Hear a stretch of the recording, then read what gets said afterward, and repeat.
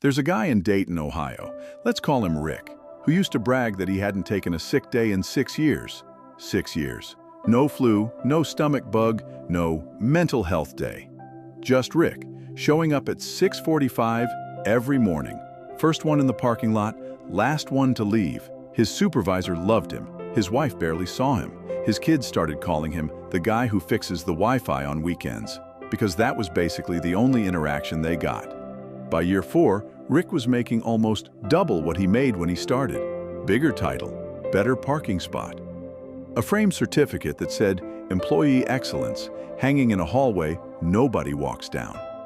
And here's the part that should bother you. His savings account had less money in it than the year before. Not the same. Less. Rick did what a lot of us do when that math doesn't add up. He assumed he was spending carelessly.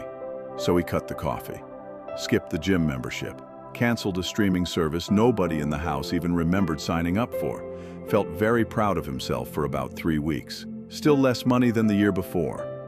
Now, if you've ever done this, worked harder, earned more, and somehow ended up with a thinner cushion, I want you to sit with that for a second, because it's not a coincidence, and it's definitely not bad luck.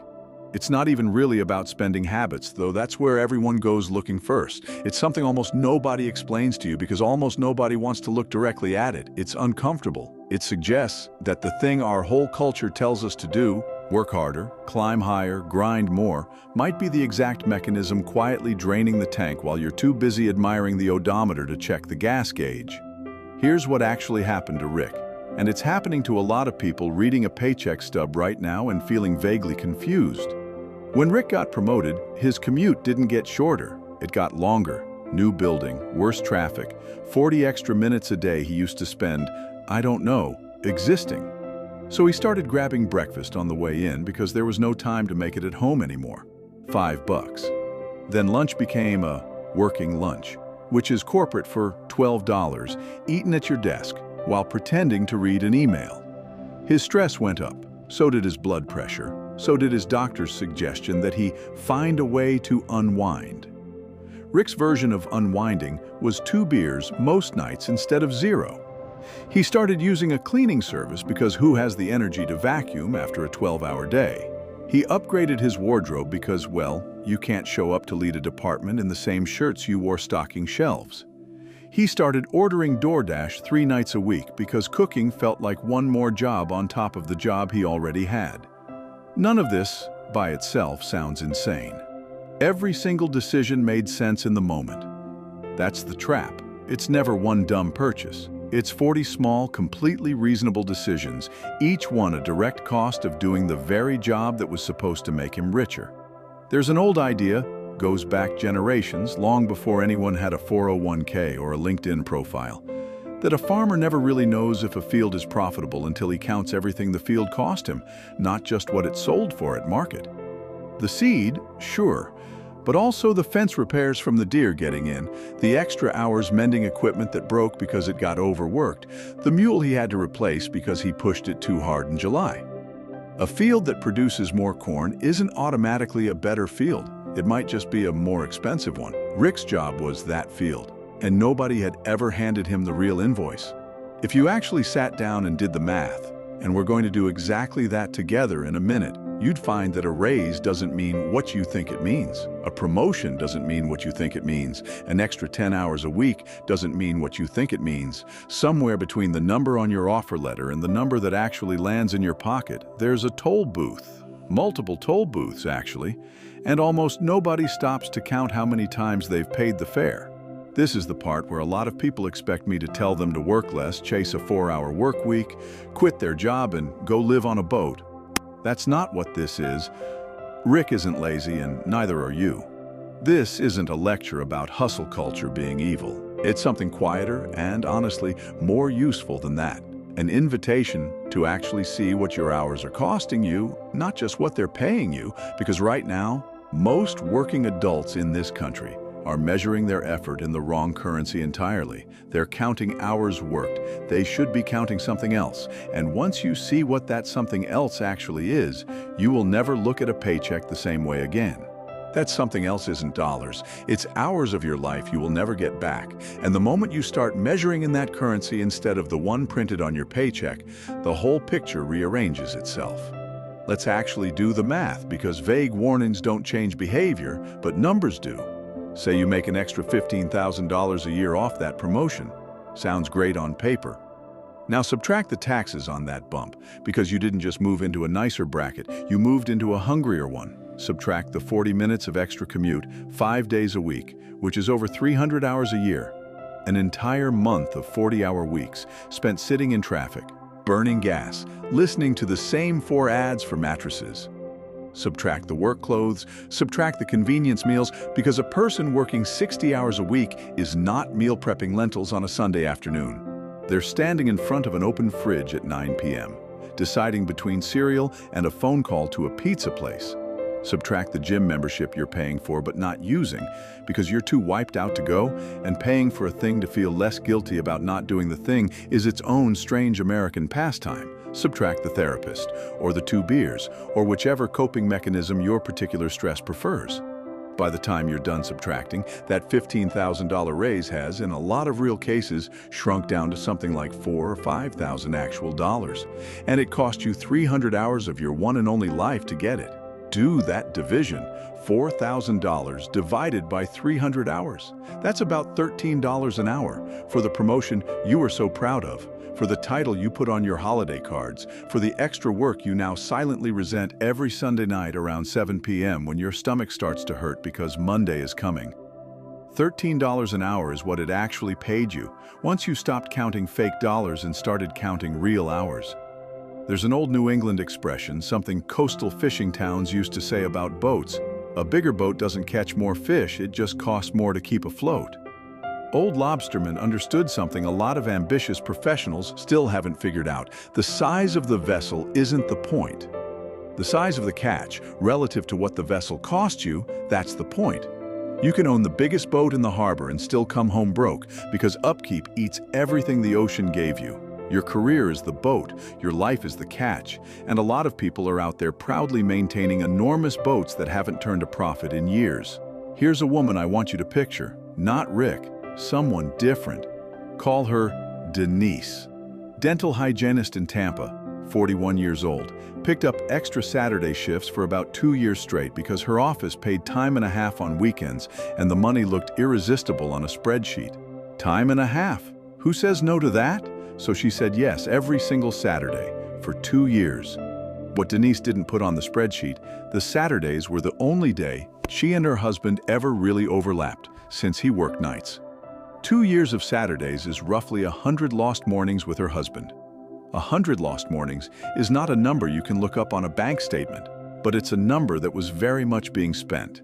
She also didn't put on the spreadsheet the herniated disc she developed from the repetitive strain of extra hours hunched over patients, which eventually needed a specialist, a round of physical therapy, and 6 weeks where she couldn't work at all, Saturdays or otherwise. When she finally added it up, honestly added it up, the extra income from 2 years of Saturday shifts had roughly been erased by 1 injury and about $4,000 in medical costs the insurance didn't fully cover. Denise didn't get robbed by a bad investment or a scam artist. She got robbed by an incomplete equation.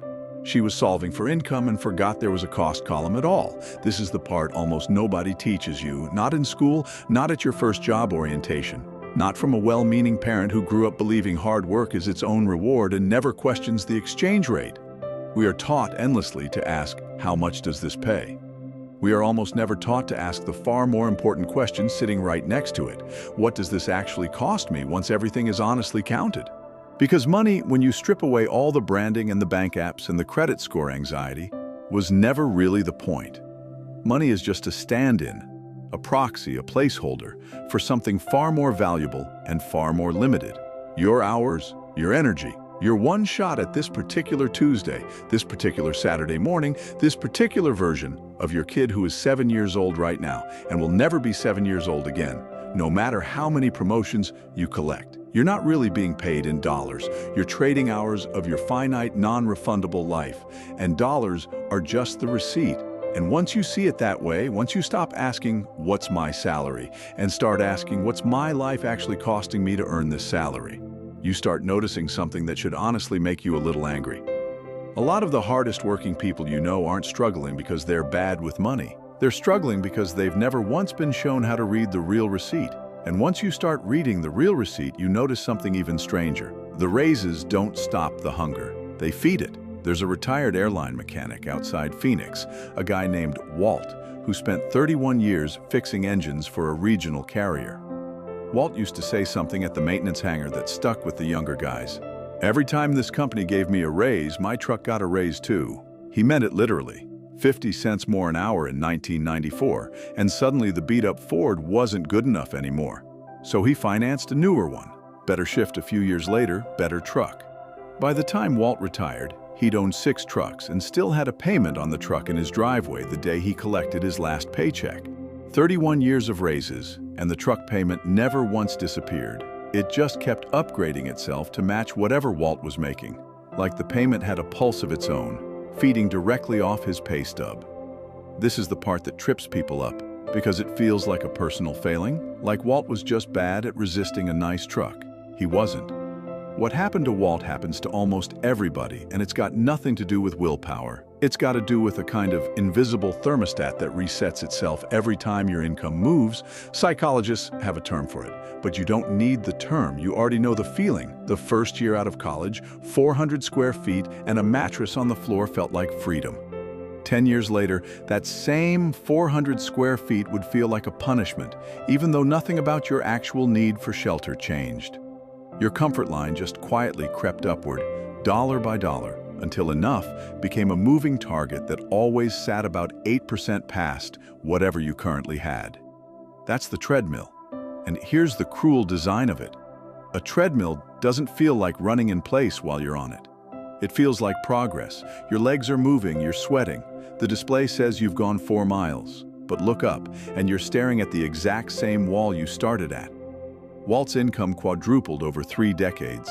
His financial peace of mind did not.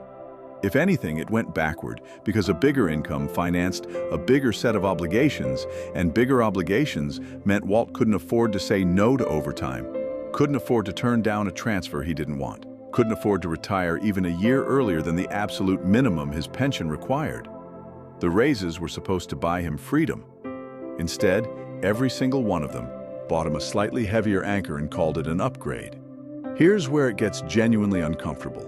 Because I'm not just talking about trucks and paychecks anymore. I'm talking about the story we've all been handed since we were kids. The one that says the answer to "I don't have enough" is always "make more." It sounds so obviously true that almost nobody stops to question it. Of course, the fix for not having enough is having more. What else would it be? Except watch what actually happens when people get more over and over in real life, not in theory. Doctors are, statistically, some of the highest earners in the country and some of the highest stressed, most burned out, least financially at peace professionals you'll find, because a lot of them stepped straight off a medical school stipend into a 6-figure salary and let their spending expand exactly as fast as the number did. Bigger house near the hospital, private school for the kids, a boat they use 4 times a summer, a lifestyle built at the ceiling of what the paycheck allows instead of anywhere below it. Meanwhile, you'll meet a machinist in Ohio who's never cracked $90,000 in his life and sleeps better than half the surgeons in the state. Because somewhere along the way, he decided what enough meant for him and then stopped negotiating with himself every time his income moved. That's not a coincidence, and it's definitely not about the size of the number. It's about whether the number is chasing you or whether you finally stop chasing it. There's an old proverb, the kind grandmothers used to say to grandkids without any of them fully understanding it at the time. A bucket with a hole in it fills up the same no matter how big the river. You can stand that bucket in the Mississippi. Doesn't matter. If there's a hole, the water level stays exactly where the hole allows it, and you'll drown yourself trying to find a bigger river when the actual problem was sitting 6 inches from your hand the whole time. Most people spend their entire working life hunting for a bigger river. Nobody ever taught them to check for the hole. And that changes everything about how you should be looking at that next raise, that next promotion, that next round of overtime you're about to say yes to. because the question was never, how do I get more? The real question, the one that actually determines whether you end up like Walt or end up free, is a completely different question.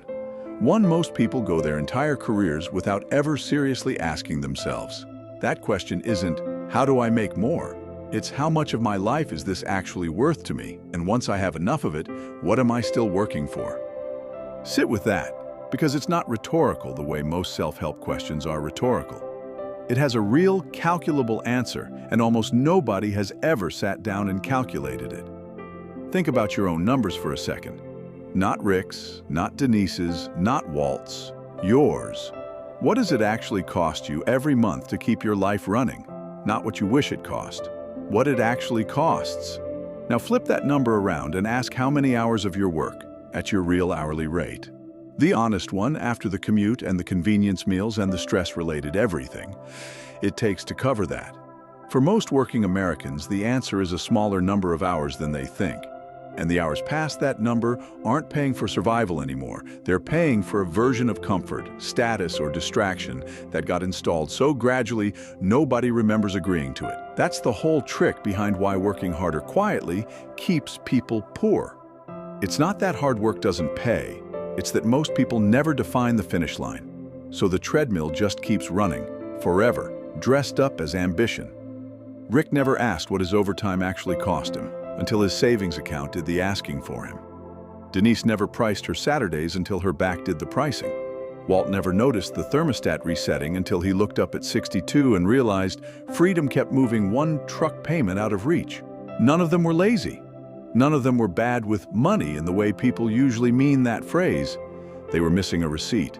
That's all. The receipt that shows you what an hour of your one non-renewable life actually costs to trade away, and what it's actually buying you back. So here's what I want you to leave with. And I want you to leave with something you can actually use tomorrow morning, not just a nice feeling that fades by lunchtime. Stop tracking your income. Start tracking your hourly cost of living. Real hours, real dollars, no flattery. That's the mental model. Once you know that number, every raise, every promotion, every opportunity to work a Saturday gets measured against it instead of against your ego.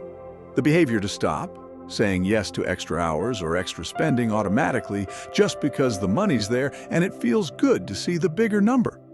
That reflex is the hole in the bucket. It doesn't matter how big the river gets if the hole never closes. The behavior to start. Before you take on more hours, more overtime, more of that hustle everyone applauds you for, ask what it's actually going to cost you in the currency that matters. Sleep, your kid's Saturday morning, your knees, your marriage, your Sunday night stomach. Price it honestly. Then decide if it's still a good trade. Rick eventually did the math, by the way. Cut back to a normal schedule, took a smaller title, and for the first time in 6 years, took a sick day. Not because he was sick, but because he wanted to see what a Tuesday morning felt like with nowhere urgent to be. Said it was the most expensive feeling free thing he'd ever done. Turns out that's usually how real wealth feels at first. A little uncomfortable because you're not used to a Tuesday that isn't for sale. Working harder was never the villain in this story. Working harder without ever pricing the receipt. That was the villain the whole time, wearing a very convincing disguise. If this shifted something for you, that's exactly what Bookzeal exists for. Come find us in the Bookzeal community, where working adults just like you are trading real stories, real numbers, and real wins about building wealth that doesn't cost them their actual life to get. Drop a comment telling me your hourly number once you calculate it. I read everyone. And if you know somebody still proudly running that treadmill, send them this video. Might be the most valuable thing you do for them all year.